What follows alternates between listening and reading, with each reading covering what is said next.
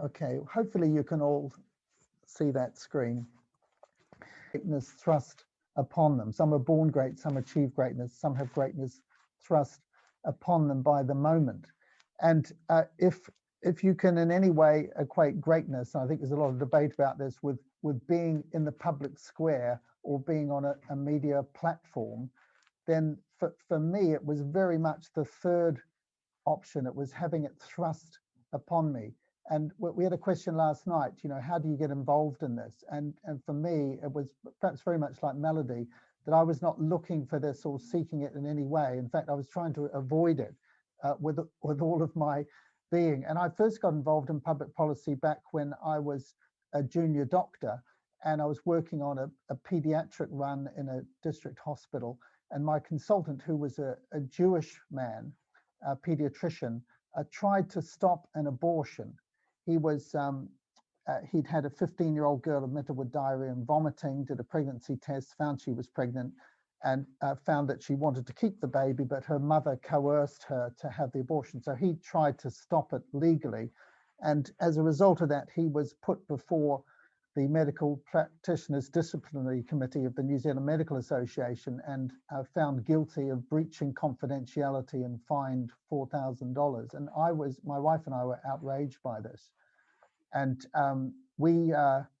so we resigned from the NZMA, the New Zealand Medical Association. We didn't tell them why, I just resigned. And I got a letter back from the secretary to say, why have you resigned? And so I told him the story. And interestingly, he wrote back and said, look, I think that resignation is an act by a member to avoid their responsibility for bringing change. And I would encourage you to rejoin.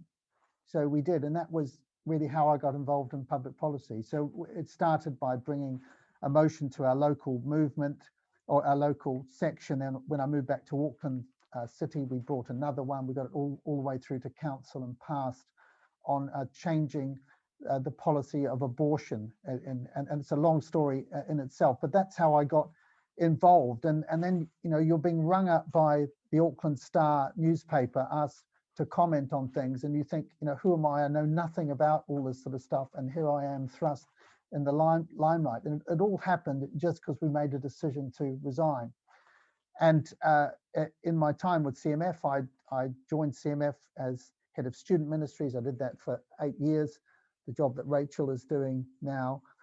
And at the end of that time, Andrew Ferguson, who was the General Secretary, resigned, and I was very happy being head of student ministries. I didn't want his job in any way. In fact, at my interview to take the student job, I said, they said, why do you want to do this job? And I said, it's like treasure in a field. I'd sell everything to do it. I was prepared to step out of medicine to do student ministry. I was so excited about it. But I said the General Secretary job was much more with the CEO job now that Mark's doing. I said it was much more like, let this cup pass from me. I didn't want to do it at all. And I had to be, almost cajoled or constrained into taking it. And I certainly didn't want to do any media. And I was told, I knew I wouldn't be able to avoid it. I was told, make sure you start with friendly recorded radio on a Christian program where the presenter is very much on your side, and gradually ease into it. And of course, we can't plan these things. And my first opportunity, if you like, was on hostile live television in a debate on experimentation on embryos and embryo selection. And that's how I got on. The leader of the Pro-Life Alliance, who I remember the phone call, she said, Peter, you've got to do it. No one else can do it. You've got to do it. You're the only one. You're our only hope.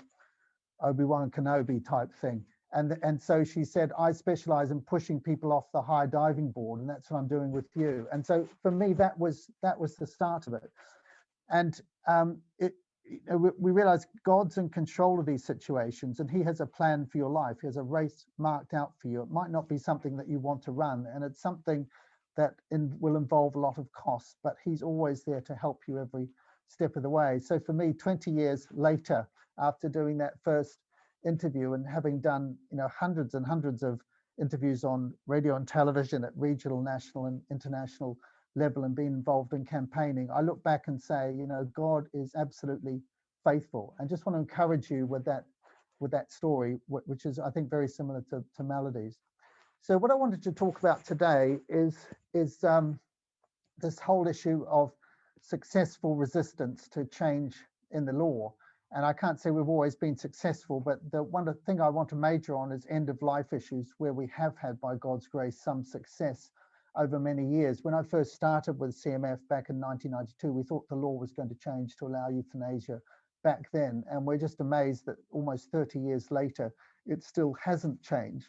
But there's been a huge battle over many years in which CMF has been very much involved in various capacities. And I think the question really is, how can you win a battle when you're just a tiny minority in a society hostile to faith and values, where everything's against you and Parliament's stacked against you, the courts are against you, the institutions against you, the media's against you, everyone's against you. How do you win and go on winning? And the answer to that is that you win because 1 plus God is always a majority. And if God wants you to win, you will win. And as in one of my favorite Old Testament Bible stories, as Jonathan said to his armor bearer when they took on the Philistines, just the two of them, he said to his armor bearer, "Come on, let's go. There's nothing to stop the Lord from saving by many or by few." There's nothing to stop the Lord from saving by many or by few. And so many of the stories in Scripture, we start with the Old Testament battles, but think of the New Testament when the apostles began and the incredible opposition they faced. And look, now we live in a world where 1 in 3 people at least claim to be Christian believers. It's really quite extraordinary, and it's because God is there. So this is the challenge. How do we face it up against these odds? And this slide I showed you yesterday. How do we defend the vulnerable in a post-Christian society? How do we defend good laws, stop bad laws coming onto the statute books, and stop bad laws becoming worse bad laws? How do we fight this war of attrition? And so I want to just whiz through some of the campaigns that CMF's been involved in, all behind the scenes. A lot of these you won't be aware of probably, but we've been very much involved in them all, but not with the CMF Christian medical name up front. It's very much about working with others. It's about co-belligerence. So, and then I want to spend most of the time talking about the end of life campaigning, in which we've been most involved through Care Not Killing, which still has its office in the CMF office in London. So just to whiz through, back in 2006-07, the Science and Technology Committee of the House of Commons attempted to liberalise the abortion law across a whole range of fronts, with a huge Labour majority in Parliament. And it's an absolute miracle that it didn't happen then. That's a huge story in itself. But we were very much involved in organising a counter campaign called Alive and Kicking, the campaign to make abortion rare. And our sole objective was to lower the upper limit of abortion from 24 weeks to 20. Now we were just unsuccessful in that, but fighting that small battle actually diverted the attention from all the other battles, because the opposition marshaled all their troops to stop us because they were desperate not to give away any ground. And it's a long story, but as a result, and through God's supernatural intervention, I believe, at the end of 2008, that attempt to liberalise the law was thwarted. We worked through Care Not Killing with a group set up called Not Dead Yet UK, which was made up of disability rights campaigners led by Baroness Jane Campbell, who you see here in the wheelchair, setting up a resistance charter to promise legal protection for terminally ill and disabled people. The logo was actually redesigned by my son on his laptop. We did this with very little resources. Around the 2010 election, we launched a document called the Declaration of Christian Conscience, which we got a whole lot of leaders of church organizations and parachurch organizations to sign. And that was about 3 things. We believe that protecting human life, protecting marriage, and protecting freedom of conscience are foundational for creating and maintaining strong families, caring communities, and a just society. And this involved getting individuals to sign it and then calling on those MPs to declare whether or not they were in favour of this, and then we produced a big online database for people to help them. So it was a sort of cross-party thing. The Coalition for Marriage was set up in 2011, I think it was. We know that we were unsuccessful in stopping that law, but that brought together 6 organisations, including CARE, Christian Institute, the Christian Concern, Evangelical Alliance, the Family Education Trust, and CMF, all of us who were on the board of that organisation, and that ran and still runs out of the CMF office at London, but you wouldn't see any association of CMF with it publicly. And then finally, Care Not Killing, which began in 2005 with a meeting in the CMF office with various parliamentarians, people from other Christian organisations, where we decided that we needed to set up a coalition to stop the imminent legalisation of euthanasia. And Care Not Killing was launched in 2006, and now, so 14 years later, it's still running. The office is right next to Mark's in the CMF office, but it's a separate organisation with its own board, which brings together a whole lot of different groups who are united in their opposition to the legalisation of euthanasia. And it's really that story that I want to tell you, because I think there are lessons we learned that are applicable to all the battles we fight against huge odds. Now, the law on euthanasia is illegal under British law, so is assisted suicide. And the most important battles are those fought in Parliament, and keeping that bulwark there against those two has, I believe, literally saved tens, if not hundreds of thousands of people from being euthanized over the last 30 years. So it's been, while all the other battles have been lost around things like same-sex marriage, abortion, law liberalisation, so many other transgender things, so many other battles have been lost, but this is the one that hasn't yet been lost. And it's really a miracle that Britain hasn't yet changed the law, but of course the pressure goes on. Now, let me just remind you of the history and the elements of the battle. We were involved right back in the early 1990s, but it really hotted up again in the early noughties when Lord Joffe, South African peer, brought 3 bills attempting to legalise euthanasia. The first one ran out of parliamentary time, the second one led to a parliamentary inquiry, and the third was defeated in parliamentary debate in the House of Lords in June 2006. And that was really our first big battle in which we were very much involved. And then because the opposition brought further bills in both Scotland and the UK's, the Coroners and Justice Bill amendment, Margaret MacDonald's bill in Scotland, Lord Falconer's assisted dying bill, all of these two were defeated, and defeated with a parliament that was largely, almost entirely secular and committed to secular values, which was extraordinary in its own right. And then most recently, we had Patrick Harvey's bill in Scotland and Rob Marris's assisted dying bill in September 2015. And I remember when Rob Marris won the ballot and got the right to bring this bill in Parliament, I remember thinking this was just the last straw, we're going to lose finally. And yet we had our biggest ever victory in Parliament, almost 3-1 in defeating that. And it was really quite extraordinary. These are some of the protests and the campaigners. Is our chaps on the left here, the opposition on the right around Parliament, as that bill was debated. And I remember I was traveling from one media studio to the other across London Bridge. I was sitting in the middle of London Bridge in a taxi when we got the news that the bill had been defeated 3-1, and we just wept. We could not believe the margin of victory. It was an incredible answer to prayer.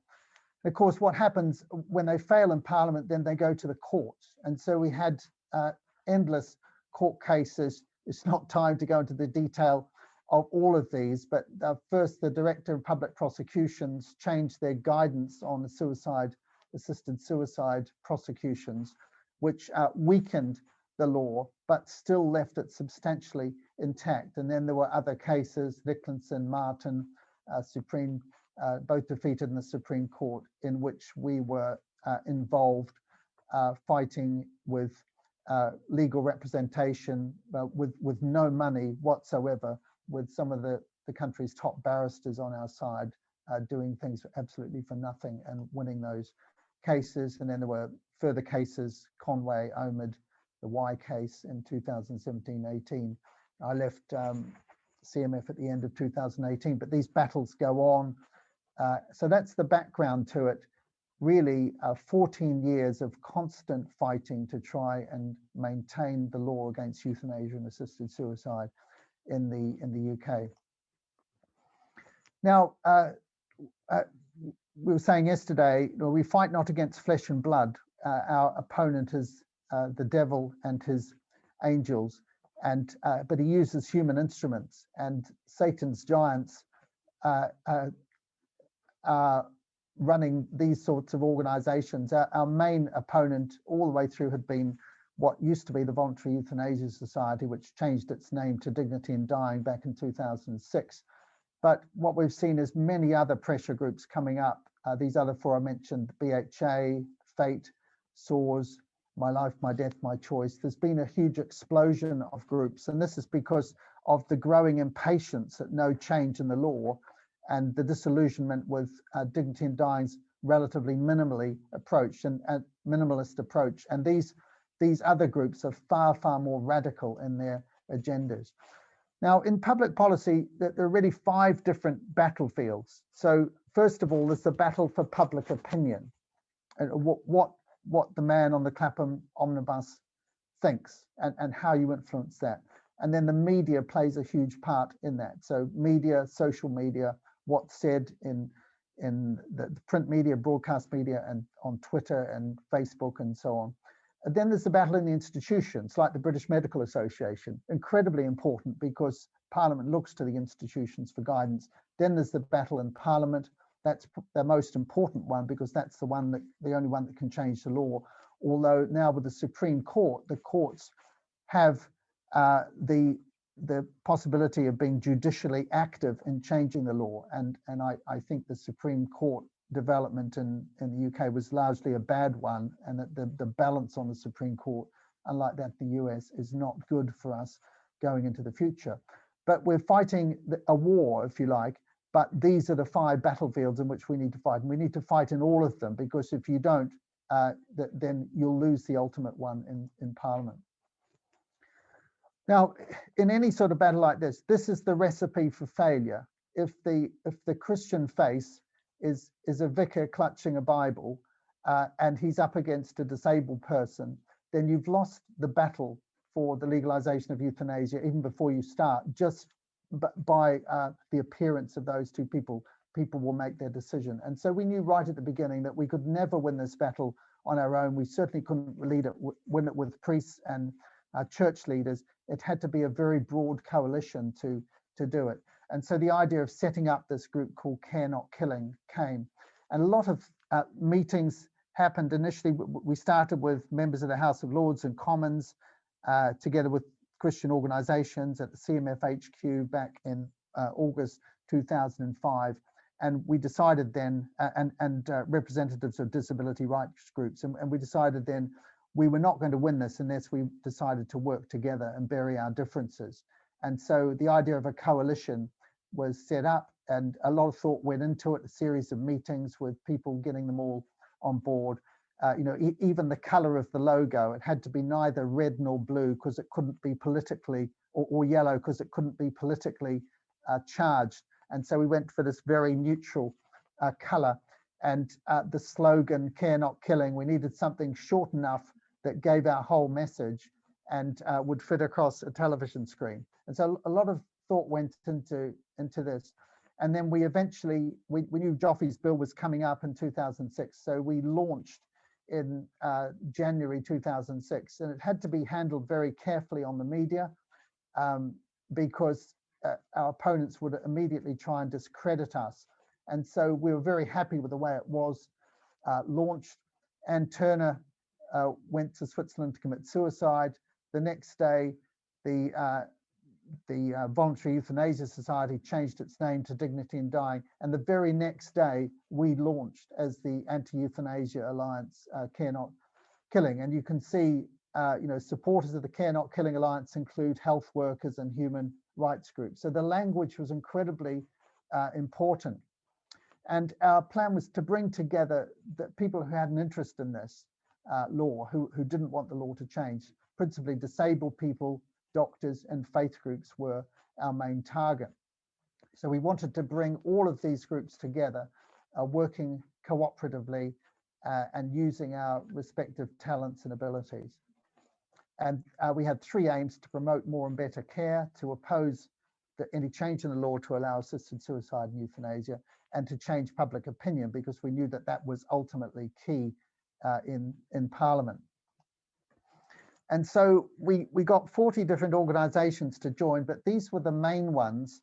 And you can see there's quite a big mixture here. The Association for Palliative Medicine of Great Britain and Ireland, the medical group, Alert, which was a pro-life group, but the British Council of Disabled People, and Radar, which were both disability rights groups. And then there were a number of Christian organizations, including the Christian Medical Fellowship up here, the Church of England, the Catholic Bishops' Conference of England and Wales, Care and Life, SPUC, and so on. And so that's how it all went, so that we knew we had the support of all these groups when we launched and burst onto the public scene. And then we were immediately seen as the voice of opposition to this bill.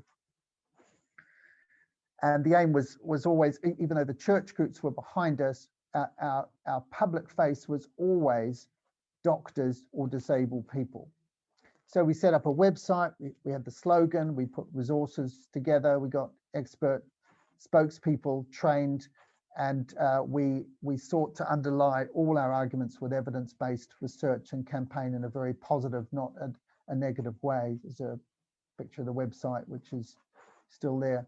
And so we had to think, what's our messaging? And we just had three arguments: that a change in the law will place vulnerable people under pressure to request early death, therefore it should not be changed for a few persistent cases. Now, if you want to win a battle in today's environment, you have to identify a victim, someone who's being oppressed or who could be exploited and abused. And so for us, it was vulnerable people who were either sick or depressed or disabled or demented. These were the victims that we wanted to protect. That was our key argument. Secondly, and note, this is not the first argument, but the second one, that if you look after people properly, they don't want it. That's generally, so we should promote good palliative care. And then thirdly, we argued that the current law is clear and right, because the penalties it holds in reserve act as a very strong deterrent to exploitation and abuse.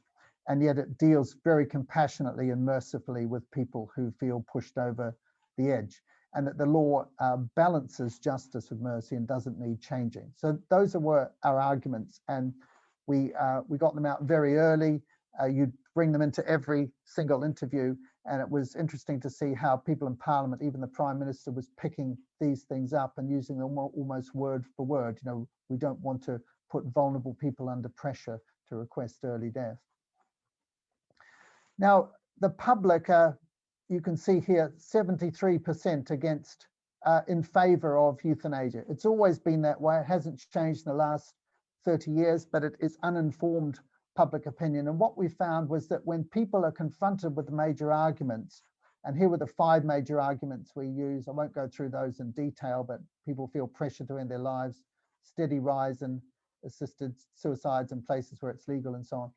The point of this slide is that when you interview people in this survey, initially 73% are in favor of assisted suicide. But when you tell them the arguments against it, a percentage of them change their minds. Now, no one argument will swing it, but all the 5 major arguments in combination we found moved 73% down to 43%.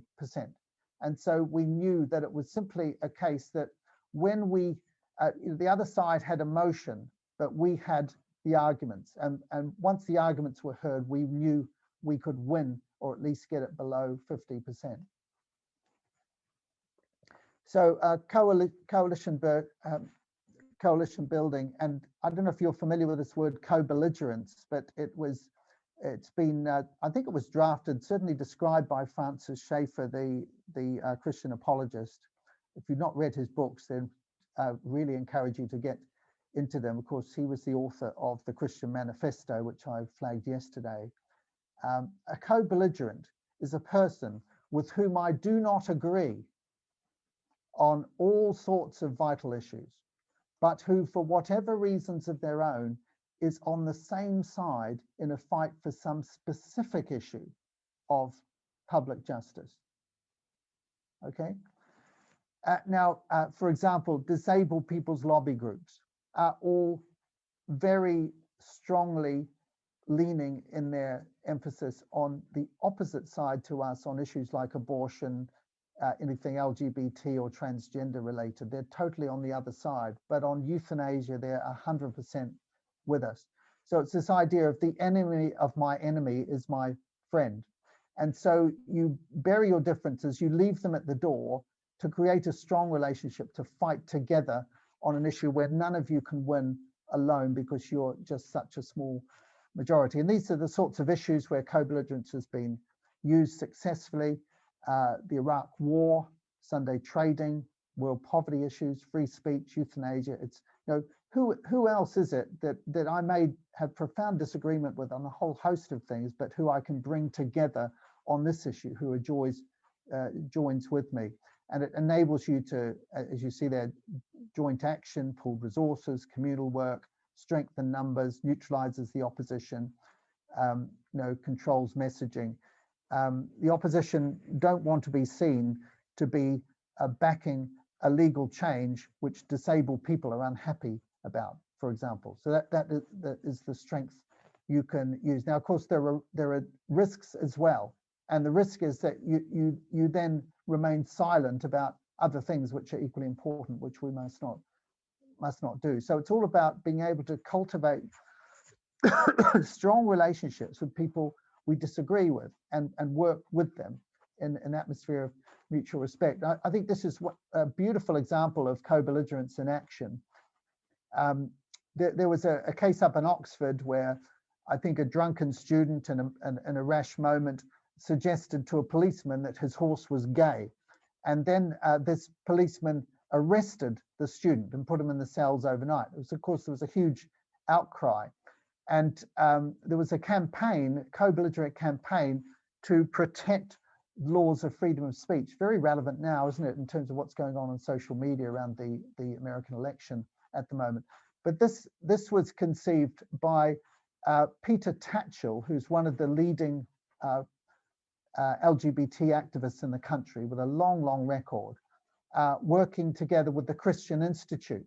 And you've got a pantomime horse here with two staff from the Christian Institute inside. Ben, who was later working for CARE, but here was working for the Christian Institute. So he's the student. Do you know your horse is gay? And there's Peter Tatchell dressed up as a policeman. That's insulting, you're nicked. And the horse says, feel free to insult me. And so they turned up outside Parliament. Now, I think it's beautiful because Peter Tatchell and the Christian Institute, it's probably the only thing they agree on together is free speech. But they were big enough to bury their differences and work together for a common aim. And they were very successful in protecting the free speech laws. So what are the principles? Keep the aims and objectives clear and simple. You really should be able to sum up your message very easily and reduce it to sound bites that are memorable. Leave each group to mobilize its own constituency. Absolutely key. So, we would never try and tell disabled people what to do, but Baroness Campbell can pick up the phone and make things happen. So it was a matter of keeping leaders together so that if we wanted a pro-life group to produce 5,000 people at a friendly demonstration outside Parliament, that they could do it. We just asked the leaders to do it. And so that's the way it worked. We didn't try and create a great big new organization with one person in charge. It was a group of leaders working cooperatively together. But we had a very simple decision-making structure that everyone agreed.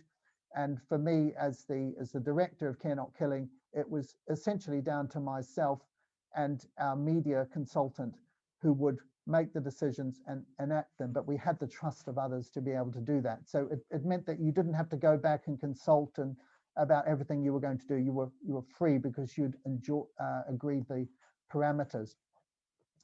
Clear discipline messaging. You've got to find sympathetic journalists and newspapers who will publish stuff, who will write good op-ed pieces, good media spokesmen. As I said, we used doctors and disabled people exclusively for that, some lawyers as well, but not church leaders, literature, petitions, and polling. And so this is where you're far more likely to win, where they come along with Debbie Purdy in her wheelchair. We roll up Michael Wenham and his very powerful testimony and warnings about what the danger of changing the law might be to people like him. So some of the leaflets, 10 reasons why we shouldn't follow suit and legalize euthanasia, assisted suicide, and then the evidence-based stuff, but clearly presented. Working with an all-party parliamentary group. So there was an all-party pro-life group who we worked with very closely. The two leaders of that had good reach into Parliament. And the groups involved in Care Not Killing, particularly CARE, were incredibly good at writing briefings and draft speeches for MPs and members of the House of Lords. You know, when you have a debate, these people are incredibly busy and they need an army of those around them. Visible campaigning, which you've got to be on the media, you've got to be on social media, and at certain critical times to launch letter writing campaigns. It's not that they necessarily change the minds of politicians, but if they get a whole lot of letters for one side and none for the other, then they're much more likely to change the law. Whereas if you can always balance the opposition, at least, then you're going to be more successful. This was at the Maris bill, and you can see this is a collaborative. It was our demo. Several groups were involved in this, producing signs, and then we had disabled people in wheelchairs, and you just set people free to say, no. Someone came up with this big judge with a wagging finger that it appeared, and it's all about producing pictures which look good on television and therefore help the cause. But there's hundreds, if not thousands, of people involved and many organisations. This was Not Dead Yet UK, who we worked collaboratively with, and the empty wheelchairs with the reasons why they had assisted suicide, and these really hit hard, and I think the success was due to the fact that on whatever side of the political spectrum people were on, these arguments appealed to them, because no one wants to be in a position where they're seen as bullying vulnerable or disabled people, and the argument that changing the law would put pressure on vulnerable people to end their lives really gelled with both Labour and Conservative politicians. And when we defeated the Maris bill, we won a majority in virtually every party. It was only the Lib Dems who were equal, but both Labour and the Tories voted against it because we got the arguments that made sense to them. Social media, so these are some of the infograms we produced to put out on things like Twitter and Facebook. So they look very professional, very simple messaging, and then you can send them out through your networks. People can propagate them through. So the components of success: medical authority. A doctor on the media is instantly authoritative. It's very important if you have DR in front of your name, but with an evidence-based approach, particularly also with experience of being at the bedside managing sick and disabled or dying patients. Influence within the medical institutions, and this is where your focus is very much today, because the battle in the BMA and institutions like at the Royal College is absolutely crucial, because we know in countries which have changed the law, it's because the medical profession have weakened. And so what you do at the BMA annual representative meeting to keep the BMA opposed to euthanasia, or at least neutral, is incredibly important. And then lawyers who generally earn hundreds of thousands of pounds, willing to work absolutely pro bono for nothing, with for long areas of time to go into whether it's the district court, the high court, or the Supreme Court, in order to fight your case for you. And we had access to these people who just said, look, I'm available however much you need. And with the very, very little money, we were outspent at least 10 to 1 by the opposition, if not higher than that. But we had these wonderful people who we could never have afforded, who gave their time to act for us.